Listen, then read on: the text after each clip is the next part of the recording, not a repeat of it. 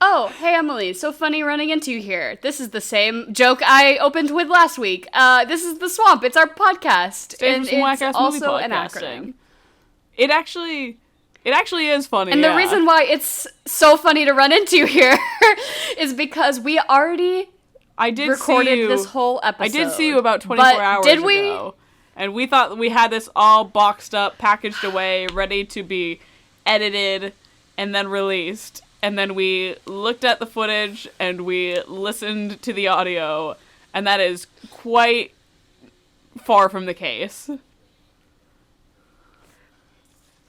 I have no respect for myself, and I'm willing to embarrass myself on the internet, but I have some respect for the people, you beautiful people who for some reason decide to listen to this whack-ass fucking podcast that we put out. And I'm sorry, but it was just not up to our standards. I think if this was a year ago, I would have just run it and put it out.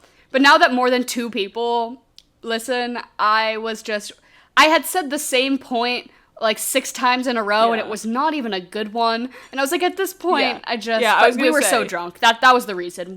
Emily made cocktails that were just a little bit too fire. Well, we were together for the first time in like 5 months, basically. We met up in the old stomping grounds in Massachusetts, and we had a lovely charcuterie board made by my sister and our friend Juliet. Shout out to those two, because it was absolutely gas. Some of you probably saw it on our Instagram story. But we also made high ABV cocktails and thought that we could handle them. And we said, we've been doing this for over a year. We know what we're doing. Absolutely not the case. And in that moment, I knew I was drunk, but I didn't know I was belligerent until I went back and I watched that footage, and I simply said, my eyes were closed for the last 30 minutes.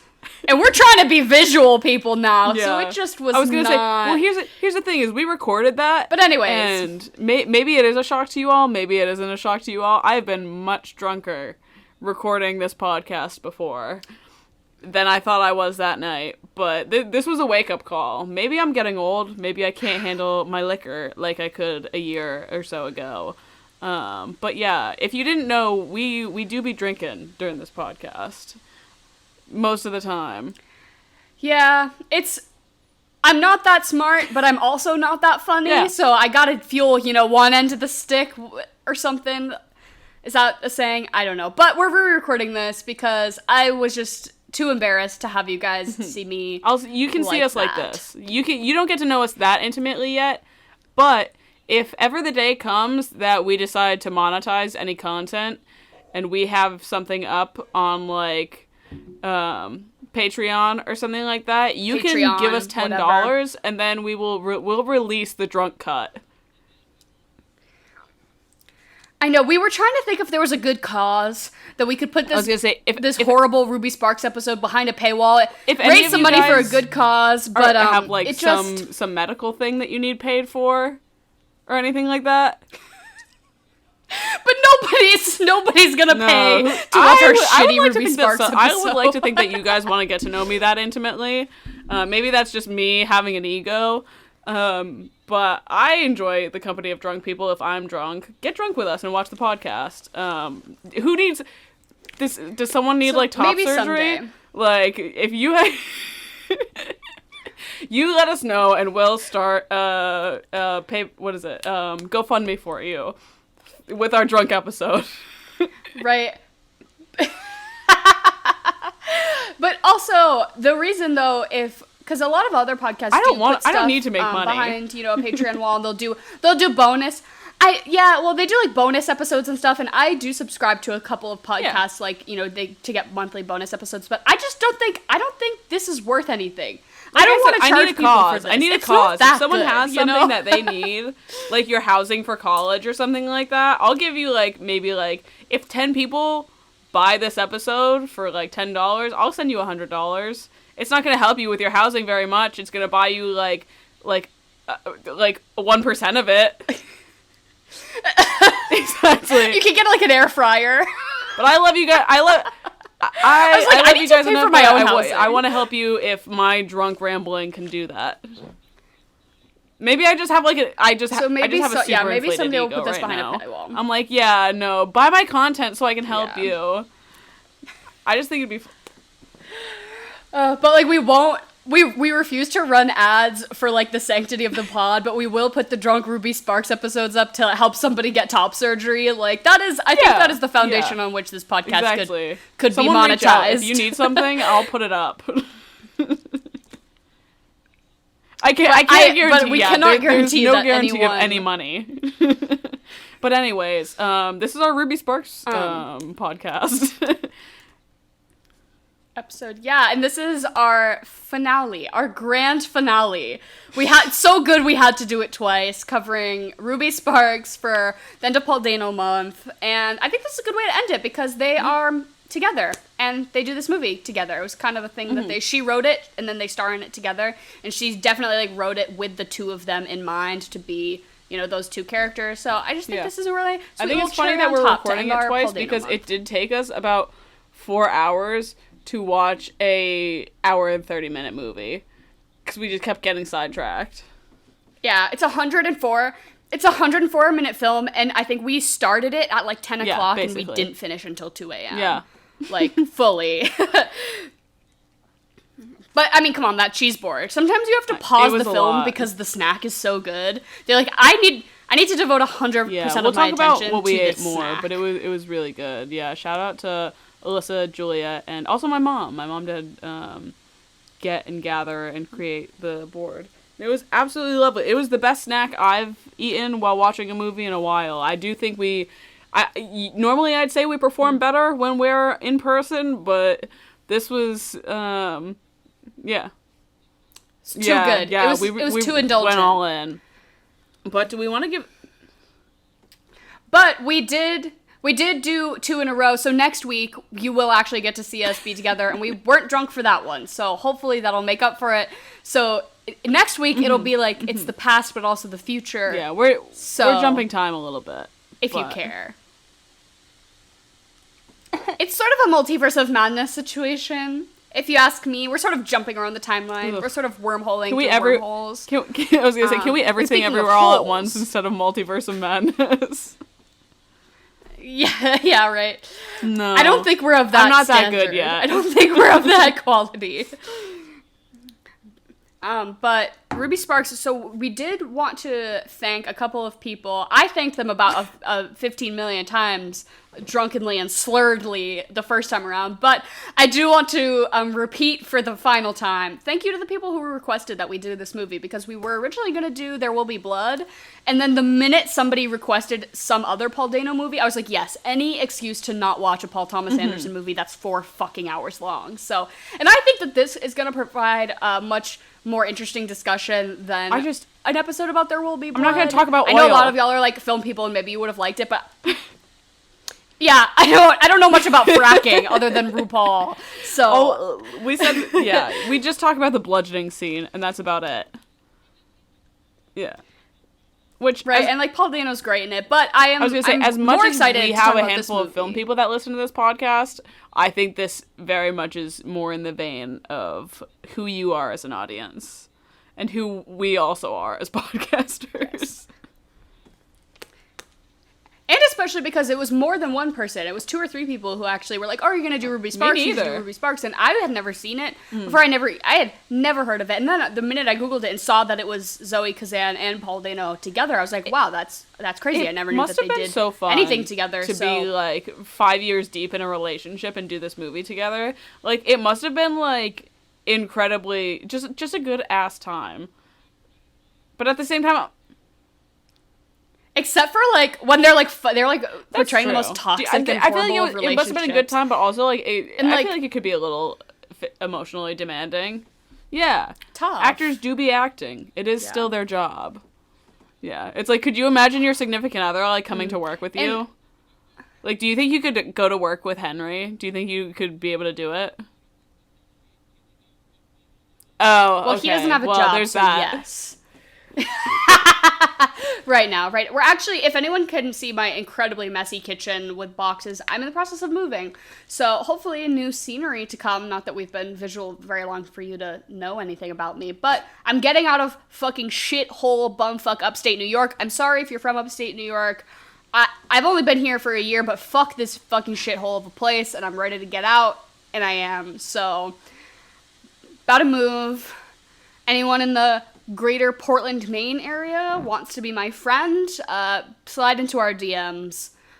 But please be an adult. We love you, but, like, I can't hang out with you if you're 16 years old. That's just... Yeah. Like, on just a moral principle. But so do we want to give a recap of this movie to anyone who, like us, had never seen it before?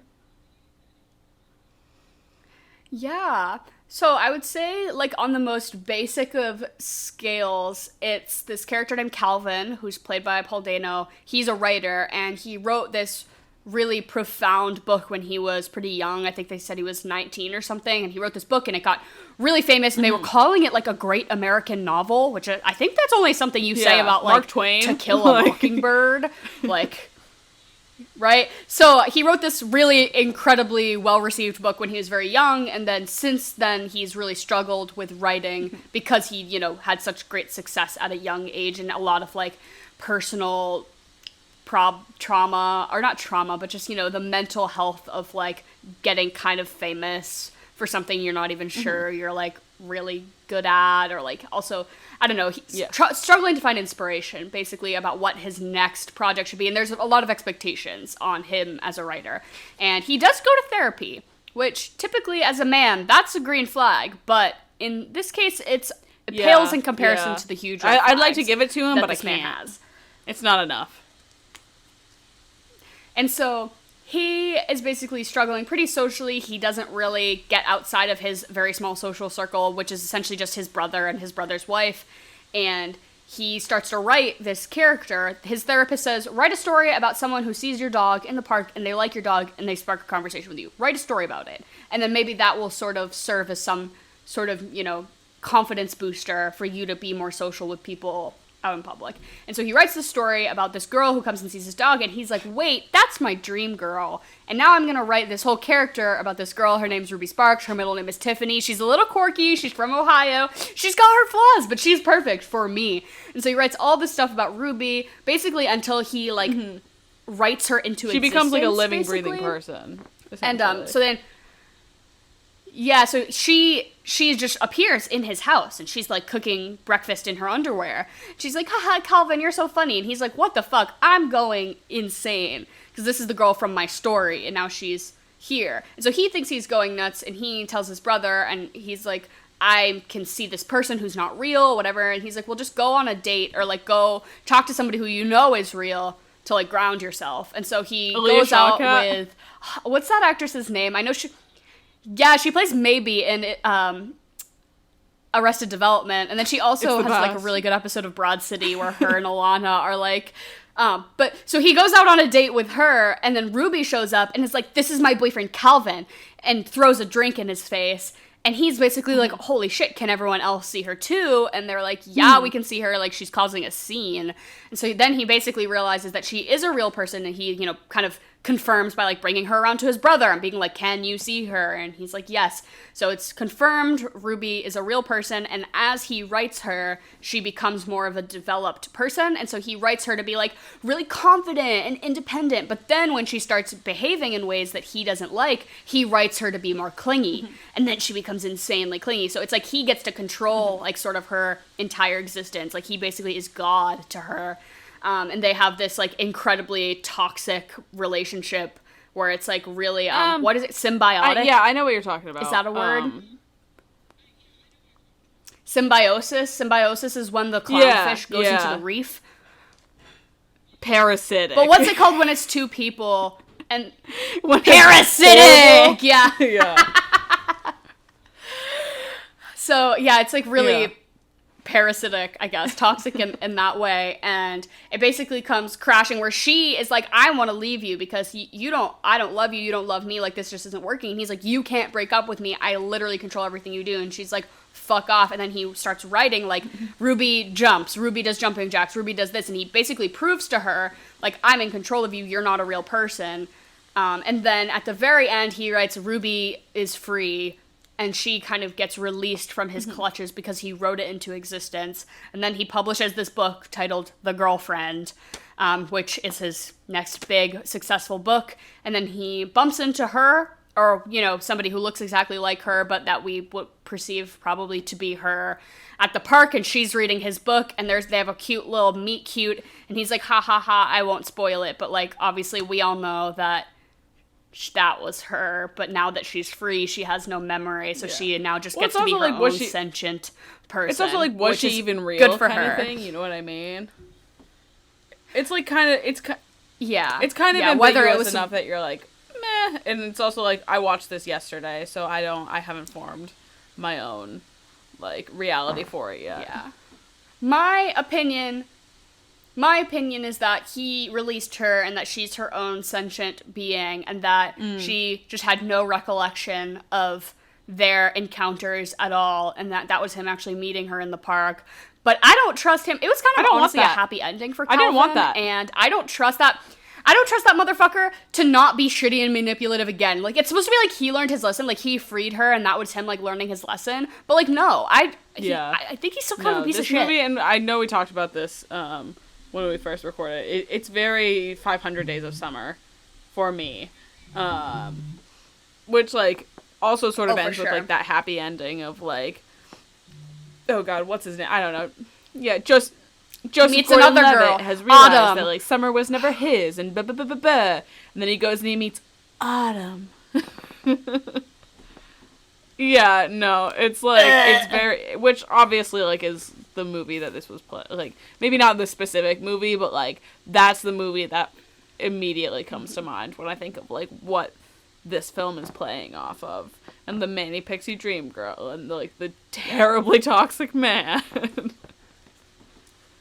And I love that she wrote this, and it's so apparent to me as a viewer that it's satire about those kinds of movies, and about, I'm sure, how she as an actress encountered a lot of shitty male writers in Hollywood who did write these movies like 500 Days of Summer and these other, like, she's quirky and she's perfect and she's messy, but she's also sexy, and it's just like, that's just not, like, it's just gross, right? Like, men writing women versus women writing women, right? And so I love that she wrote this clearly about, it's herself. She wrote, you know, this about a character that a man creates who is just not even plausibly a real person, because of how insanely just, like, unhuman he makes her. That's his dream girl, right? Is she's somebody who, like, never lets go of my hand, but also is independent and fierce, but never wants to leave my side. Like, fuck that. And it's crazy to me that I was reading some interviews,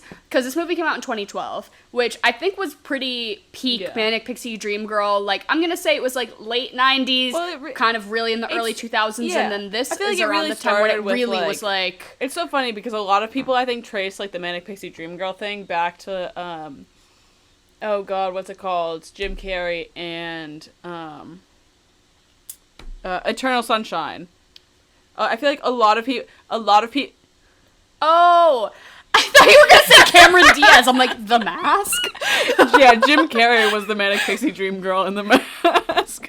No, but I definitely feel like a lot of, which, like, it's so funny too, because, like, I feel like that's, like, a very, like, traceable thing, but also she in that movie is like, I'm not your Manic Pixie Dream Girl. I'm just my own fucked up person. I'm not your like peace of mind, or you know, the whole, like, big saying, that big scene.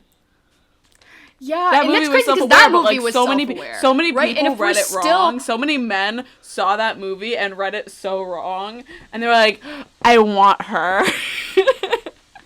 And all that shit, and then it just kept going, and it's been a vicious cycle, or at least through the early 2000s. Yeah, and I think it's crazy because clearly people misread this movie too, because I was watching interviews of the two of them, of Zoe Kazan and Paul Dano together, getting interviewed about this movie. And they were all like, oh, like, did you base this off of your relationship? No! Like, was there any truth in these characters? Do you think, is he a little bit like Calvin? Are you a little bit like Ruby? And I'm like, why the fuck would you ask that? It's clearly not about a real relationship. Did it's you about even the watch worst the movie? kind of relationship. Like, what? Yeah, right. At that point, they're like, "Oh, a married couple starring in a rom-com. Just ask them if it's based in real life." Like, it was blowing my mind, some of the questions they were asking her about, like, yeah, if this was grounded in any truth for the two of them, and I'm like, why would what, she cooks him meatloaf? Like, that's like. Just... I love this man, his dream woman. No, I don't think she can definitely read. not. Like, I don't think Ruby Sparks he's an author and his dream girl isn't illiterate. Like, not to say that she comes off as unintelligent. He just forgot to, but there's just like, a really write that funny part of her. Write that in. He's like, hey, honestly, it's for the best. It's like, let's keep her at a 3rd grade education. Housewife duties only, but she will swim in a pool with all her clothes on, because that's what I look for in a woman. Spontaneous. But no, they're like a little meet cute that they have. So basically, when his story that he writes about her seeing his dog, like, comes to life, his dog is named Scotty after F. Scott Fitzgerald, and he's like, F. Scott Fitzgerald, and she's like, who? And I'm like, nobody in America who's graduated high school does not know who F. Scott Fitzgerald is. I'm sorry. Yeah. Maybe that's just me being we an went to school asshole, in Massachusetts, but yeah. Maybe Paul Dano's from Central Mass, and he reads we have like a really he great was. education system. This is true. Yeah. I know that man. Like, I know a few guys like that. But yeah, no, his perfect woman is at home in her underwear making him meatloaf. Cannot read. Yeah. Oh, yeah, cannot read. But makes cannot a fucking physically mean leave the house without meatloaf. permission.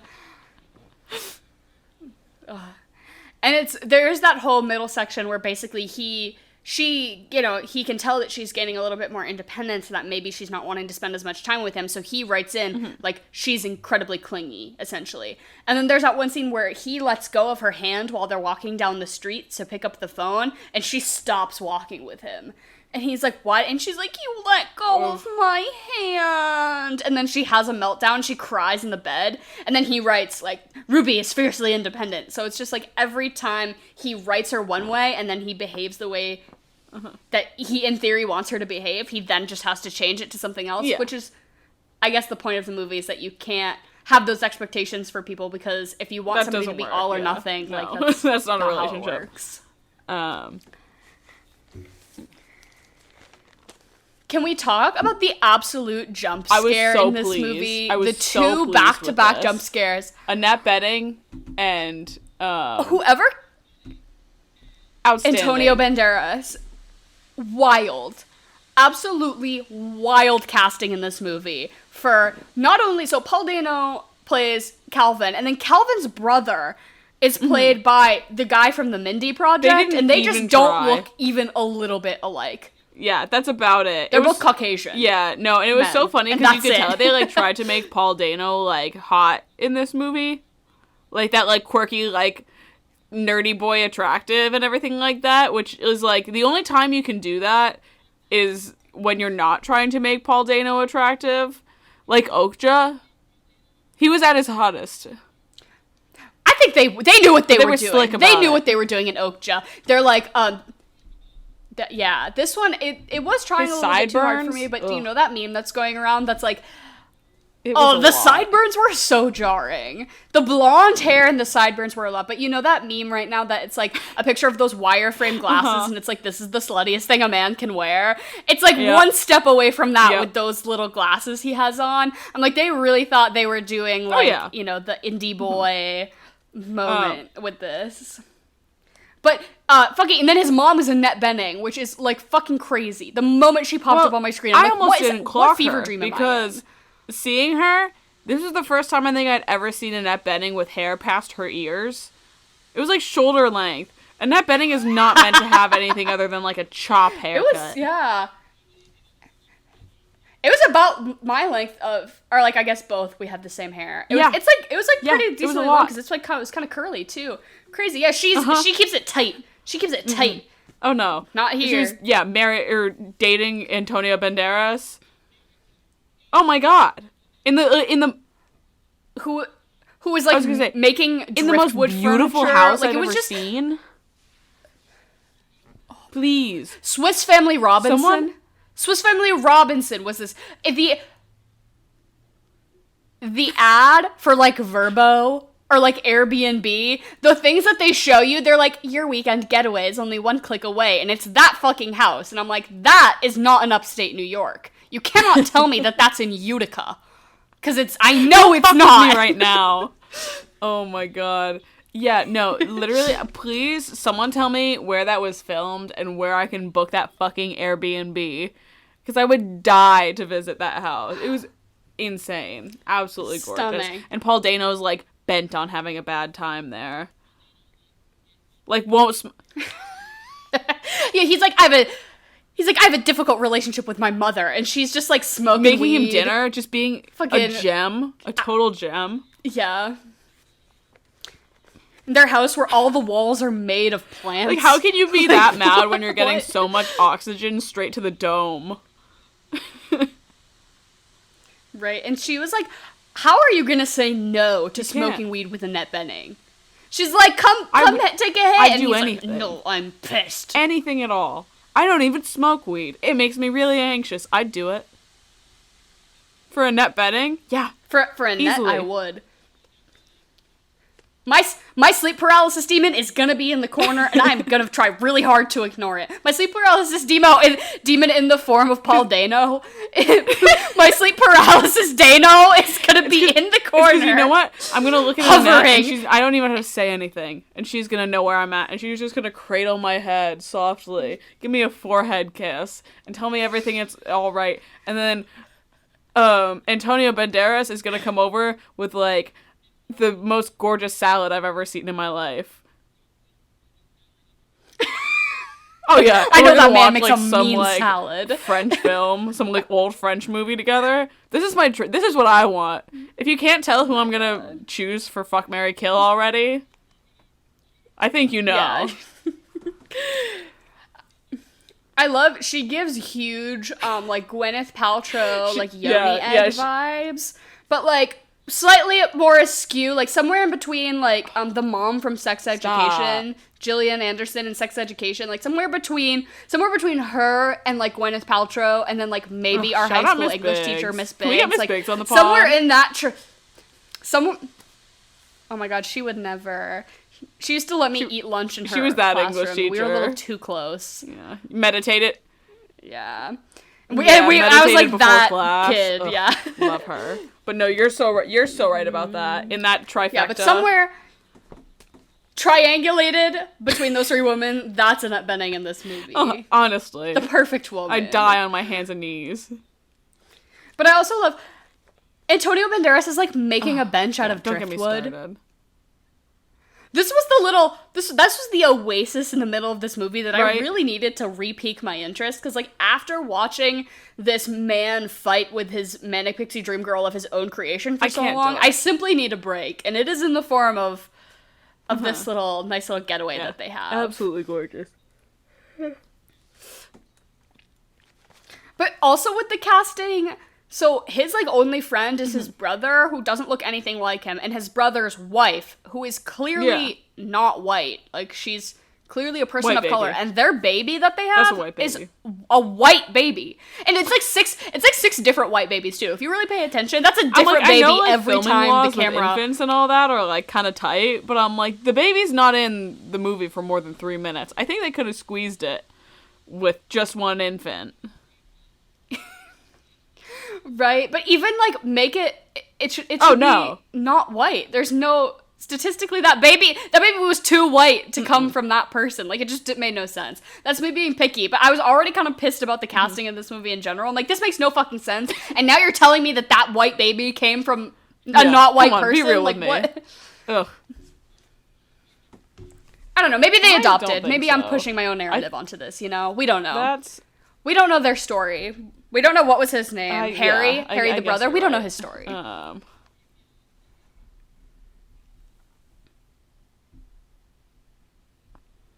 But did you know that this is the same director who did I did Little Miss not. Sunshine? Yeah, the two. It's I think they're a husband and wife duo, and I don't know their names off the top of my head, but they did Little Miss Sunshine, and then they did, which came out in what, 2006, and then they didn't make any movies What until else have they this. done? This was Is their this, or are these like the only movies I know? yeah. In my IMDb glossing Okay, over these of two. it, this is my only recognized from what they have. But I mean, I'm sure they have some other like indie type stuff that I've just never seen. But yeah, they did this movie as well. I think it probably through Paul MAYno because his wife wrote the script, and then they probably gave them the script, and it was like a whole. Because I think it was also some of the producers from Little Miss Sunshine also were on this as well. I might be wrong about that, but I love the powerhouse move that Zoe Kazan wrote this movie about the worst kind of fucking toxic man, and she said, "You know who's My the boyfriend. man for the job? Yeah. He's down the hall. Like, Can you come read the script? I guess she said that she wrote it super fast. Like, she wrote this. I feel in, like you could. This is a movie a few that like days. writes itself. Exactly. Like, I I'm sure feel this like was pour like out of I'm you, sure this like, was a so cathartic experience easily. for her. Right? I'm sure somebody in Hollywood, because I'm sure, like, being a woman in Hollywood is hard enough, I'm sure, and then, like, if you're being typecast in those specific kinds of movies, where you have to pretend like it's not bothering you, that the whole narrative of the movie you're in is about, like, this trope of women that's just, like, so problematic, and, like, feeding into the trope that the more movies can be made about. I don't know. I wonder if she received any backlash, honestly, from, like, making this, because it's so apparently criticizing male writers. And, like, male writers who write female characters like this. Like, I wonder if she received any, like, slack or anything from, like, the people in Hollywood. Like, if there was, like, a bar against maybe. casting her in Well, she's rom-coms in- for the rest of forever. I mean, she landed the big sick, but that was kind I've of never seen it. off the beaten It's path. so funny because originally movie I anyways. thought, I was like, oh, I bet the movie that she based this off of was one that she's done, and the only other one I'd seen that only sort of rom-com, pixie dream girl sort of thing that I'd seen with her in it was What If with Daniel Radcliffe. But this came out in 2012, and that movie came out in 2013. Which I just assumed she was interesting. writing from experience, which maybe she does have. Maybe there's also a chance that movie could have filmed That's true. before this movie was made. Yeah, You know the takes way some movies time. work? She's also in. Like, I didn't realize this, but she's in Paul Dano's directorial debut, Wildlife. I'm looking at it right now. It's not isn't it like her and that Jake Gyllenhaal? Oh God, who the hell is it? And what? Yes, no, Carey Mulligan. Michelle Williams? Yeah. Carey Mulligan, yeah. they look the same. But she's in that, which I didn't realize, which makes sense. It's Paul Dano's movie. But yeah, looking at her, Interesting. her IMDb page, I'm sitting there, I'm like trying to pinpoint. I'm like, what movie was it? Who fucked her over and made her write this? I mean, it also could have just been from probably. like observational inspiration. I'm sure when you're in the biz, you like. But yeah, I wonder what the response to this was, because clearly from what I read, I watched a few interviews from like 2012, and the reporters did not seem to be getting it. They were really treating this like it's a rom-com, and it's not a fucking This is a horror rom-com. movie. There's nothing romantic about this movie. This is our first horror movie. Literally, that we've covered. though. Not it. That's not. We've literally No, done The this. Shining. This is. I would rather my husband try to murder me with an axe than him try to fucking control my. Well, if you're trying to get murdered with an axe, the thing he's trying to control is whether you're dead or alive. But if he's saying, you know, being a person being written by a man, I would never. No. I could never. Ugh. If a man wrote me, I would want to be, like, you know, like the shitty, like, girls that guys like tropes, that girl, when girls are like quote unquote pick me girls and they're like behaving how they want men to want them to behave or whatever. I would want to be like the girl who's really good at pool. I drink whiskey and I'm really good at pool, and that's the kind of woman written by a man that I would want to be. I was gonna say I'm trying if to I had think, to because pick, it's like I will never perform for a man ever, but for a woman I will. But to be a woman written by a woman exactly. it's just a pleasant experience. I was gonna say that's just life, baby. Yeah. I was gonna say housewife. Can I be a housewife? I get to cook. The dutiful housewife. Only if you make meatloaf, though. I make a decent meatloaf. I don't put the ketchup on top like that. That's just nasty. Literally, the concept of meatloaf it's already pretty good when you want it so to be. Hard. Like I could not. Have you had meatloaf, or is that like something? Not in the past that decade. felt like one thing that was like, it was always like a task to eat when you came down and your mom was making meatloaf and you were pissed. I always had to smother it in ketchup, and then it was just like you were just eating ketchup. Not ideal. But Paul Dano's character does seem like that's the thing that he would just absolutely love. He's like, yeah, Mom used to make this when Dad was still around. And now we eat salad with Antonio Banderas. But meanwhile, like, the meatloaf was dry, and it was a loveless marriage, and now you're eating a beautiful blue... for the entire last year of it.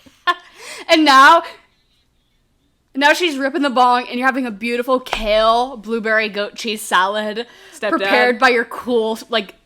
I was about to say father-in-law. Oh, stepdad. Oh, I want Antonio Banderas to be my father-in-law. Stepdad.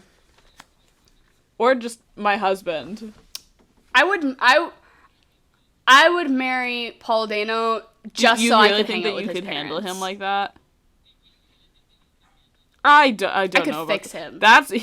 There's a lot of characters that I'll like say like I could fix them. He's not one of them. He's so beyond me. Did you see, like, shout out to his fucking therapist in this movie. I was gonna say, his therapist can't even fix him. Don't get me wrong, I adore my therapist. I want the therapist in this movie to be my therapist. No, does your therapist listen to the pod? I don't think she does. Bestie, if you listen, I love you. I'm just kidding. Me and my therapist are a good match. I would never trade her for the world. I just think this guy in this movie is a good therapist. And a lot of men could benefit from having this therapist. Not Paul Dano.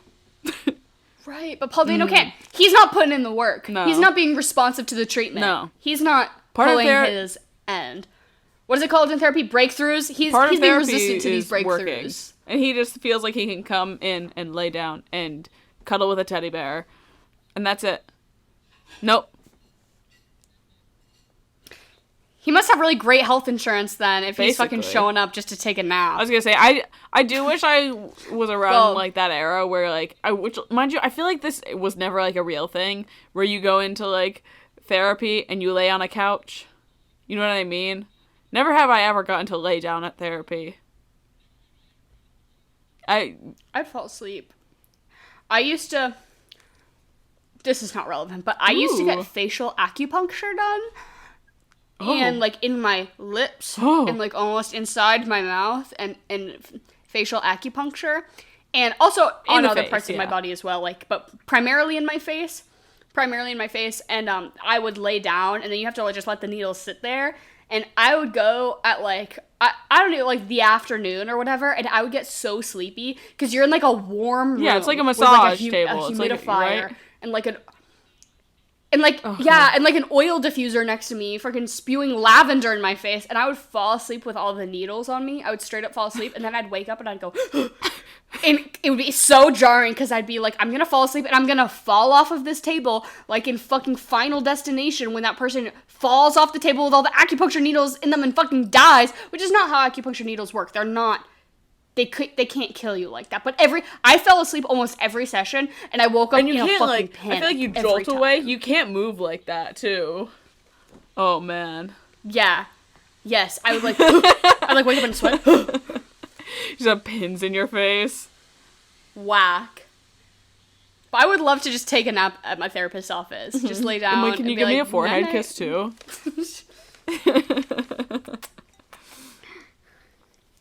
Can I have my own special Snuggie that you keep in a cabinet? Actually, Paul Dano's therapist kind of a G. Yeah. He's good. He's a good one. He's a really famous actor. Yeah. He was in that show MASH. Yeah, he's in a lot of other stuff too. I don't know his name. It's like Elliot something, but I also remember being like, this man is in this movie. He's like one of those actors that I know, but I don't like know. Yeah. No, yeah. Do we want to get into our regularly scheduled programming? Sick. Yes. We do. I would say fuck, marry, kill are clearly Calvin, Ruby, and then who's our third like main character? The brother. I'm gonna marry the brother. Yeah, so Calvin, Ruby, and then Harry, who's the brother. I'm definitely gonna marry the brother. He's the most like stable. He's the most like real. He was like talking with Calvin. He's like, yeah, my wife left me once. She came back. We made it work. Blah blah blah and all that. He's just like mind you, yeah. Ruby is not a real person. Ruby was a fictionalized human being, and Calvin is just a terrible man. This is kind of a no-brainer. And so obviously I'm going to kill Calvin. We've talked the entire movie about how he's terrible. Absolutely not. And I'm going to fuck Ruby. That's a pretty good answer. That's the right answer. So I'll go rogue and I'll say that I'm gonna marry Ruby, but I want to marry like free Ruby, sentient Ruby, you know? Like you just put on the page like Ruby and me are married, and that's it. That's it. Yeah, everything else she's a normal person. But I don't know. She seems cute. She's reading a book in the park. That seems like the kind of gal I want to be. She can read. To, you know, from this the Ruby one piece can of thing read. that we know. She can read. Ruby too can read. And I don't want to read Calvin Ruby. I want to read Ruby. Or I don't want to marry Calvin Ruby. I want to marry Ruby 2. Ruby 2 Ruby reloaded. 2, she's her own. She's free. Ruby 2, Electric Boogaloo, married to me. And then I'm gonna fuck Paul Dano, but I'm gonna like go about it in a way that like he's gonna write a book about it. I'm gonna. Well, we'll see. I feel like that would definitely warrant writing a book. But I'm gonna give Paul Dano some sort of euphoric experience that's gonna change his life, and then I'm gonna yeah, it's called a prostate orgasm, and then he's gonna. I'm gonna give him a prostate orgasm. I'm gonna flee before he can even know what hit him. He's gonna immediately pass out because he's, mentally and physically drained. He's gonna pass out and he's gonna wake up to a cold bed. He's gonna process it in therapy, and then he's gonna write the next great American novel that you're gonna have to read in American Lit class, baby. So that's for that reason, and I'll just kill the brother because fair enough. Yeah. There's nothing going on there. And then out of the whole movie, now we have a breadth of obviously better options we're joining Annette Bening and Antonio Banderas' throuple. Like, you can't ask me to choose between them. If I have to, I'll marry Annette and I'll fuck Antonio. And then I will still kill Calvin. Yeah. Or maybe I'll kill fair. Calvin's what is it? His like publisher or whoever the guy is that like he's like mad sleazy trying to get Ruby to like come skinny dip in the pool with him. Actually, I'll do that. He was just having a good time. He was pretty slimy. He was a little sleazy. But yeah, I'll kill him and then I'll fuck Antonio and marry Annette. Even though I would rather join their throuple if I could. Yeah. That's just the correct option. I guess I'll fuck, what's that actress's name? Who you know her name and I don't know her name, but maybe from Arrested Development. Oh, she's, yes. Yeah, I'm gonna fuck her. That's so the right answer. I totally forgot about her. And I love that she was like, so do you do this a lot? Like, meet up for sex in the afternoon? And he's like, dude, I literally thought we were just getting coffee. I loved that. That was just so funny to me. And then I'm gonna marry Annette Bening because I want to live in that house with her and Antonio Banderas. I could be their housewife. Mm-hmm. I would be their housewife. And then I'll kill Calvin. He should probably be killed. And we'll tell you what we ate and drank for this. We drank a cocktail that was a little too good. Like it tasted. It wasn't even good. It was very drinkable and very high ABV. It was nothing special to the senses, but it came at me hard and fast. We started the podcast, and I was like, I'm good. I'm fine. I'm good. And by like the 20-minute point, we were not good. But it was, so I wanted to find something, because what we did was we made a, quote, Ruby charcuterie, as mentioned, my sister and my friend and my mom were so graciously said. We stood at the island while they assembled it. We like stood and sipped our drinks while they made it in front of us. Those people. I cut a bell pepper. That's the only thing I contributed. But they made a Ruby charcuterie board, basically. It's like all red things, like grapes and cherries and strawberries and things, and it was like a pepper and hummus and like a couple of different cheeses and everything like that, and a grapefruit, of course. Just a couple, some mixed mashed,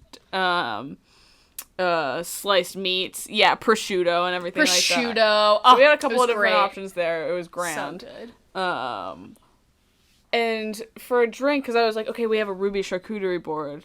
I'll make a sparkling drink, right? Of course. So I found this one. It was called like Silver Daisy or something like that, and I was like, perfect. It's the same sort of like, because that could have been it's the same like a porn woman's star name that Ruby Sparks is. You know what I mean? Silver Daisy. My name's Silver Daisy. My name is Silver Daisy. My name is Ruby Sparks. But so basically it's what is it? Rum. Yes, it's a rum drink, which obviously anyone who's been here long enough knows that we're rum people on this podcast. It's a rum drink, rum and a little simple syrup, lime juice, orange curacao, Prosecco. Some bitters, and then you top it off with like a bit of prosecco. So it's like a pretty high ABV. It's like 2.5, 3 shots of like alcohol, and then like top that with prosecco. And it's like it doesn't taste amazing. It mostly tastes like prosecco. You can't taste the rum. It tastes a little orangey. Like it's not like a cocktail that I'd be like, oh wow, like I have to like remember this one. But it'll stick around in my memory now. It was giving like, to me it was kind of like just like flat ginger ale almost, or like kind of just like a nondescript like fizzy drink, but they were so easy to pound, and boy, did I pound them a little too fast. I was gonna say, I was like, I'm pacing. Well, because it was like, here we are. Like we said, it took us like 3 hours to watch this movie. I thought I was on track. I was like 1 drink an hour. I'm good. Wrong.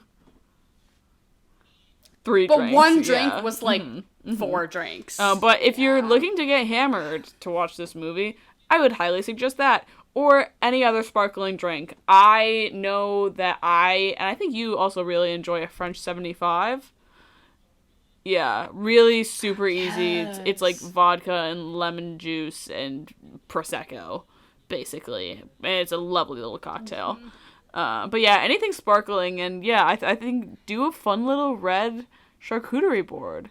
You could do some desserts. Don't eat meatloaf. Don't eat meatloaf. God, do not eat meatloaf. Don't You're eat sick meatloaf. Fuck if you eat meatloaf for this movie. Make like a fruity and dessert charcuterie board kind of thing. We had cheese because we're cheese people here.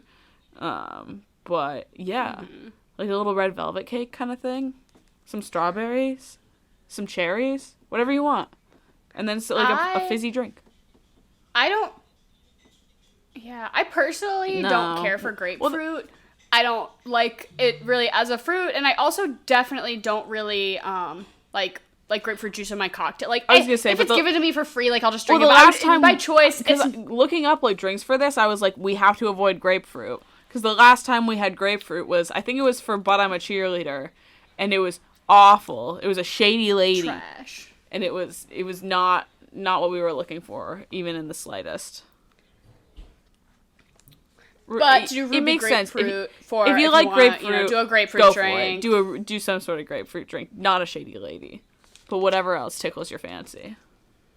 Yeah. I feel like I always say wine, but this is, this really could be like a wine movie for sure. Easy. But I clearly loved what we were eating and drinking because I was being very indulgent. But I do love that we did a ruby charcuterie board and a sparkling drink. Very cute, very on theme. I couldn't come up with anything better. Except for maybe she's just making breakfast at one point in her underwear. So if you want to have, like, breakfast or dinner, like, do French toast. Maybe do, French toast with cut up fruit on it or something. Like, that's... that. But we lived the best Ruby Sparks eating and dining experience. Eating and dining? I would recommend what we did. There's a handful of times that I'm like, you could have done it better. Yeah. I'd say this was a pretty good one. Mind you, we say charcuterie board a lot, but like this is a specific charcuterie board. Yeah. This is red. Get like creative a with it. Red charcuterie board. Yeah. Which is so easy. You know how many All kinds of cured meats are red? All of them. There you go. Yeah. Mm-hmm. Prosciutto, salami, pepperoni. Run it. And then what would you follow this up with? It took me a minute to think of this. And it was because this man had like obviously like you can't write your own significant other or whatever, but he had like it all in the palm of his hand. He could have like done it. You know what I mean? But it was the most toxic relationship. But I decided to sort of flip it on its head. I'm like, what's like the weirdest relationship that works? I'm going to tell you to watch The Shape of Water. A woman and her fish boyfriend. Why not? It is the very opposite of this movie. When a man writes a woman, it's Ruby Sparks. But when a woman writes a man, it's a fish. He's a fish. Yeah. I love that.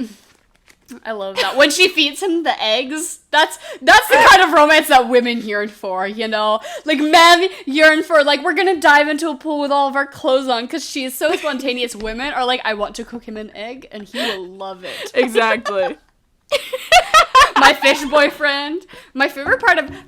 I don't really care for that movie too much, but I love the point where she, like, describes his fish penis in sign language to Octavia Spencer. That tickles me so hard. She's like... I know you have a couple of options. Yes, so my suggestion is that you do a little trifecta. You do the Zoe Kazan, Paul MAYno, Daniel Radcliffe. This is so good. Trifecta of films. So you get this movie with Zoe Kazan and Paul MAYno. Then you get What If with Daniel Radcliffe and Zoe Kazan. And then you watch Swiss Army Man with Daniel Radcliffe and Paul MAYno. And I wonder if they've, like, had dinner parties. Have they like, all I wonder, do they hang out? Do they... Like... Have they? That's like a lot like Paul Mescal and Phoebe Bridgers and also Daisy Edgar Jones. Like, have you seen them all hanging? I'm like, those two were in a movie together, and now like it's Paul and Phoebe Bridgers. I'm like, they've definitely had a threesome. I would like to think the same for these three. Yeah, right. Right, but so I think watching those three in whatever order you so please, honestly. Yeah, I think end you start with Swiss Army Man. You start with What If. Do this. What if, and then you do this one, and then you do. It makes sense. I love it. And then what would you rate this out of 10? I'll give it a solid 6.5. I think I would have liked it better if I watched it all the way through, but we took some liberal breaks in the middle of it, probably to make more cocktails. Yeah. Yes. I did enjoy it, and I'm not saying it's a rom-com, it's not a rom-com, but I'm not a huge rom-com person, and as this being, like, a direct satire on the rom-com genre, I just, you know, like, I get it, and it was good, appreciated and I it for what it was. But that whole like watching a couple fight for more than 3 lines of dialogue. I just want to watch a movie like, with makes, Annette and Antonio. Give me their movie. I just want to watch them for an hour and a half, sit down and smoke weed, and just have, like, a nice, fun conversation. Yeah, exactly. While he, like, whittles. He's gonna whittle me something. Whittle me a scrimshaw. She cuts up an apple and peanut butter in the middle of it.